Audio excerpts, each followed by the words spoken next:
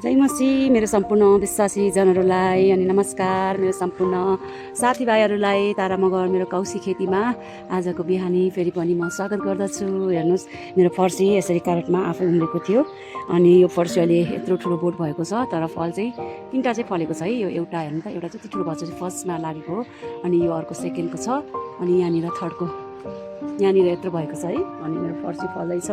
हेर्नु मेरो सागहरू मैले 2-3 चोटि टिपेर खाइसकेँ, अनि फेरि पनि खाने बेला भइसकेको छ। अनि याद गर्नुपर्ने कुरा, त्यो पिनाको मल चाहिँ एकदम गर्मी हुन्छ, त्यसले है गर्मीमा हामीले हाल्दा अलि होस गर्नुपर्ने हुन्छ। मैले योपालि अलिक धेरै नै अनि जरामै पर्ने गरेर मैले हालेको कारणले मेरो धेरै जस्तो रहेको सागहरू कुहिएर गयो। ठाउँ ठाउँमा यहाँ खाली देख्नुहुन्छ है, कुहिएर गयो। त्यसैले गर्मी महिनाको टाइममा पिनाको मल हाल्दा अलि होस पुऱ्याएर हाल्नु होला, अलि जरामा नपर्ने गरेर अलि टाढै राखेर अलि थोरै मात्रामा राख्ने गर्नु होला, हाल्ने गर्नु होला। त्यस्तो गर्दा हाम्रो बिरुवालाई केही हानि गर्नेवाला छैन। हेर्नु मेरो यो बिउ राखेको, यसको फुल मजाले आउँदैछ। यसको फुल मजाले लागेर यसमा सिड त्यो देख्न थालेपछि म यसलाई प्लास्टिकले ऱ्याप गरेर राख्नेछु, किनभने हावाले बगाउँछ है। मेरो यो पिपलको बोट हो, यो आफै नै उम्रेको थियो, अनि मैले यसलाई यसरी प्लास्टिकको गमलामा जोगाएको छु, किनभने पिपलले चाहिँ हामीलाई एकदमै राम्रो अक्सिजन दिन्छ, त्यस कारणले मैले यसलाई जोगाएको छु। अनि यहाँ हेर्नु त, यो यस्तो हुँदो रहेछ, मल धेरै हालेर मेरो सागहरू डढ्यो। यहाँको छेउको छैन, जरेदेखि कुहिएर गयो।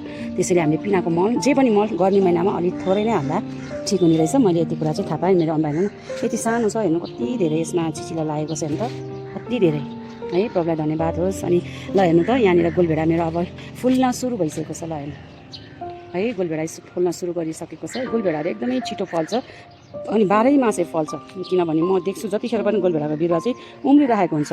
फोहोरको ठाउँमा, मल हालेको ठाउँमा, मल बनाएको ठाउँमा उम्रिरहेको हुन्छ। त्यसैले म चाहिँ सकेसम्म म ठाउँ पाएँ भने गोलभेडालाई म सारिहाल्छु। हेर्नु मेरो सलादको सागहरू फेरि कति राम्रो भएको छ। यो सलादको साग पनि छिट्टै रेडी हुन्छ, छिट्टै बुढो हुन्छ है। यसलाई हामीले घरिघरि लगाइरहनुपर्छ, न्यू। अब म अर्को नयाँ बिरुवा हाल्छु, अनि यो बुढो हुँदा मेरो नयाँ बिरुवा रेडी हुन्छ, अनि म फेरि नयाँ बिरुवा रोप्छु। यदि त्यस्तो गऱ्यो भने मलाई सलादको सागको खाँचो पर्नेवाला छैन। गोलभेडाको मैले पहिला पनि देखाएको छु है तपाईँहरूलाई। हेर्नु त कता हो यस्तो आउँछ नि बिचमा, यस्तो यसलाई हामीले निकाल्नुपर्छ है। यसलाई कता हो क्यामेरा पनि, यसलाई हामीले जहिले पनि निकालेर खानुपर्छ। यसले हाम्रो बिरुवा लाग्नु दिँदैन। यसमा मजाले बिउ आएको छैन, एउटा बोट कत्रो भएको छ, यो अम्बानी बढिरहेको छ। यसमा त गोलभेडा झन् फलिसकेको छ यिनीहरूमा। मेरो हेर्नु मुन्टा चिमाटेपछि मेरो खोर्सानीमा कति धेरै हाँगा आएको छ। सबै खोर्सानी हाँगा हालेको छ। यो साग यसरी कुहियो, जरेदेखि थ्याक्कै भएर कुहियो। यो चाहिँ बुढो भइसक्यो, अब सागको सिजन पनि होइन, तर यतिको मान फल्यो, मैले खान पाएँ, त्यसको लागि प्रभुलाई धन्यवाद। म एकदम खुसी छु। अनि यो किनेर लिएर आएको खोर्सानी चाहिँ यो एकदमै ठुल्ठुलो भइसकेको छ नि त, कस्तो मजाले। डल्ले खोर्सानीको, यो अकबरे खोर्सानीको चाहिँ अलिक ढिलो बढ्छ कि बोट। हेर्नु न, सँगै लिएर आएको बराबरको बिरुवा थियो। यो अर्को लामो खोर्सानी यति ठुलो भइसक्यो, तर यो चाहिँ अहिलेसम्म सानै छ। जस केही पनि हुँदैन, डल्ले खोर्सानी अलिक ढिलै नै फल्छ जस्तो लाग्यो। भेन्टाको पनि मैले 4टा ल्याएर रोपेको, 3टा भेन्टा राम्रो छ, फुललाई कोपिला आउँदैछ, तर एउटा चाहिँ यो बिचरा के भएको नि, यो चाहिँ अलि त्यति हेल्दी भएन, अलि रोगी भयो के हो पनि, बढ्नै सकेन राम्ररी। साग हेर्नु कति राम्रो छ, सबै म रोटीमा यति साग हालेर पोको पारेर म खान्छु। हेर्नु न खोर्सानी मेरो आफै उम्रेको खोर्सानी, यो पहिलाको चाहिँ यत्रो है, योभन्दा ठुलो नहुने, तर पिरो चाहिँ खतरा पिरो रहेछ। अनि फेरि अहिले चाहिँ यसको सिजन भएर होला यति लामो लामो फलेछ। एउटै बोट हेर्नु न, अहिले चाहिँ यति लामो लामो फल्दैछ। अनि अस्ति फलेको चाहिँ योभन्दा नबर्ने, यत्रैमा पाकेको छ। हेर्नु त यत्रोमा पाकेको छ।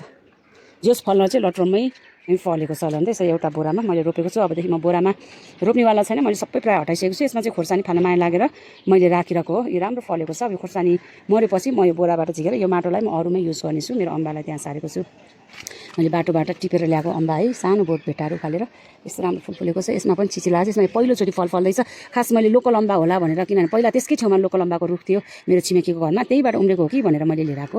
अनि यो चाहिँ मेरो स्याउ है, मलाई नर्सरीले किनेको 6 महिनामा कि वर्ष दिनै फल्छ भनेर ल्याएको हो, तर यो 1.5 वर्ष कि 2 वर्ष भइसक्यो, अहिलेसम्म यसमा फुल पनि फुलेको छैन। हेरौँ जे होस्, अब फल्छ होला छिट्टै नै। मेरो तितेकर्लाहरू सबमा फुल आएको छ, चिचिला लागेको छ। ल हेर्नुहोस् त, चिचिलाहरू आएको छ है, कस्तो मजाले। घिरौलामा बल्ल चाहिँ भाले फुल निस्केको छ मेरो। यस्तरी हेर्नु त कति धेरै घिरौला मेरो बच्चै के अरे फेद्दैदेखि फलेको थियो, तर भाले फुल नआएको कारणले मेरो सबै घिरौला चाहिँ झऱ्यो। अनि यो सिमी पनि, भुइँ सिमी भनेको लामै रहेछ, लहरा त गइरहेछ। मैले यिनीहरूलाई मजाले अस्ति पनि डोरी लिएर आएर थाङ्रा दिएको छु यसरी हेर्नु त सबै एक एकलाई मैले थाङ्रा दिएको छु अनि यिनीहरूलाई हामीले यसरी केयर गर्नुपर्छ नि त। मेरो घिरौलाको अहिले चाहिँ भाले फुल आएको छ अनि त्यस कारणले पोथी फुलको त्यहाँ मौरीहरू पनि घुमिरहेको छ। अब त्यो माथि छ है, म त्यसलाई गर्न सक्दिनँ, भाले फुल झिकेर पोथी फुलसँग के भन्छ हौ त्यो मलाई भन्नु आउँदैन, यस्तो टसाउनु पर्छ अनि बढ्छ भन्छ। मैले सक्ने भेट्ने ठाउँको चाहिँ म गर्छु, नसक्ने पो अब आफै हुन्छ त्यो है। अनि यो चाहिँ मेरो काँक्रालाई चाहिँ 3G 2G के कटिङ भन्दो रहेछ। मैले जे होस् एकचोटि चाहिँ कटिङ गरेको हो, त्यो अब त्यसलाई 1G भन्छ के भन्छ जानी नजानी मैले कस्तो हुँदो रहेछ भनेर काटेको थिएँ फर्स्टको। अनि यिनीहरूमा धेरै हाँगाहरू आएको छ। अब यसमा पनि चिचिला लागेको छ नि त, मेरो काँक्राहरूमा पनि चिचिला मजाले लागेको छ। यसमा चाहिँ खुसीको कुरा कस्तो भने भाले पोथी दुइटै बराबरी छ है, भाले पोथी दुइटै फुल फुलेको छ। त्यस्तो भयो भने चाहिँ मेरो काँक्रा फल्छ नि त। मेरो भेन्टी पनि कस्तो राम्रो चिचिला लाग्दैछ। अनि यो अर्को फर्सी मेरो लहरा नजानी भनेको फर्सी, यस्तो हेर्नु न खतरा हुँदो रहेछ। यसरी हेर्नु न कस्तो मजाले देख्नुभयो चिचिला, त्यही आक्लै पछि यसको चाहिँ चिचिला लाग्दो रहेछ। ल हेर्नु त आक्लै पछि छ है। अनि यो एउटा चाहिँ आज फुल फुल्या रहेछ, त्यसमा यत्रो डान्डा पनि रहेछ। तर यसमा पनि कस्तो भने भाले फुल छैन, भाले फुल आएको छैन। अनि म चाहिँ भाले फुल आओस् भनेर म प्रार्थना गरिरहेको छु, अनि आउँछ अब छिट्टै नै। अब यसमा यो 3टा बोट होइन, मेरो 4वटा बोट छ, यसमा चाहिँ मैले 2 झाङ छ, अरूमा 1 झाङ रोपेको छु। यति मात्रै प्रशस्त फल्यो भने पनि मेरो परिवारको लागि काफी पुग्छ। ल हेर्नु मेरो यो पालि अहिलेको लागि कौशीको मेरो दृश्य यस्तो छ। मेरो घिरौलाको लहरालाई अझै मैले सपोर्ट दिन बाँकी छ। यिनीहरूलाई चाहिँ खालि हेरिरहनुपर्छ, यिनीहरूको मुन्टा तलतिर लत्तिन्छ कहाँ कहाँ जान्छ, हामीले एकदमै होस् गर्नुपर्छ। अनि धन्यवाद तपाईँहरूले मलाई सपोर्ट गर्नुभएकोमा, मेरो हरेक भिडियोहरूलाई हेर्नुभएकोमा धन्यवाद, लाइक कमेन्ट गर्नुभएकोमा धन्यवाद, सब्सक्राइब गर्नुभएकोमा धन्यवाद। यदि तपाईँहरू कोही नयाँ हुनुहुन्छ भने तपाईँहरूलाई मेरो च्यानलमा म हृदयदेखि स्वागत गर्दछु। अनि प्लिज सब्सक्राइब अनि लाइक कमेन्ट गरिदिनु होला। अनि म पनि अवश्य पनि तपाईँहरूको च्यानललाई सब्सक्राइब गर्छु, भिडियोहरूलाई लाइक कमेन्ट म गर्छु। हामी एकअर्कालाई सपोर्ट गर्न एकदमै जरुरी छ है। धन्यवाद सम्पूर्णलाई, जय मसी अनि धेरै धेरै माया। यहाँहरू सम्पूर्णको दिन शुभ रहोस्।